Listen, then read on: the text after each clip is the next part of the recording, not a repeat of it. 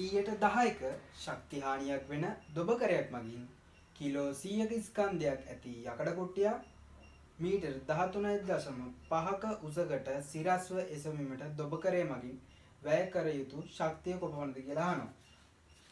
මේ දොබකරය එතකොට එකෙන් 110ක ශක්තිය හානියක් වෙනවා.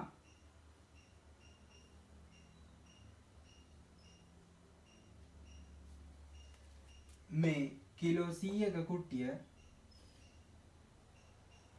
මීටර් 13.5කට උස්සන්න මේක කරන ශක්තිය තමයි අපි ගන්න. එතකොට මේ කුට්ටිය පොළව මීටර් 0 ඉඳන් මීටර් 13.5ක් වෙනකම් උස්සන්න මෙන්න මේක කරන ශක්ති ප්‍රමාණය තමයි අහන්නේ. අපි දන්නවා ශක්තියක් නසන්නවත් නිර්මාණය කරන්නවත් බෑ.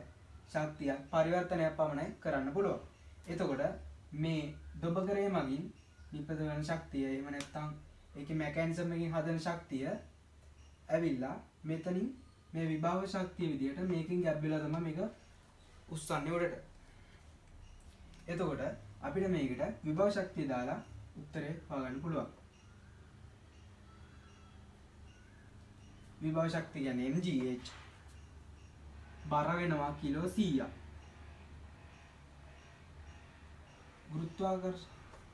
ගුරුත්වයේ ත්වරණය අපි දන්නවා 10යි. ඒකේ උස 13.5යි.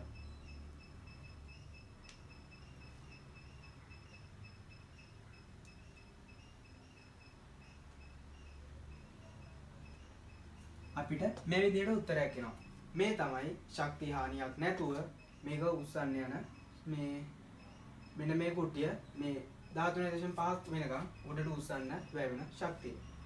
එතකොට තව ශක්ති හානිය විදිහට මෙතන 10ක් තියෙනවා.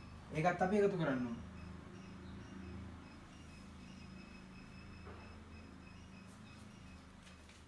මේ දෙක තියෙන්නේ 100ට 110යි කියලා. ඒ කියන්නේ මේක උස්සන්න යන ශක්තිය 100යි. ඊට පස්සේ ශක්ති හානිය 110යි. එතකොට 110කින් මේක උස්සන්න ඕන සම්පූර්ණ ශක්තිය අපිට හොයාගන්න පුළුවන්.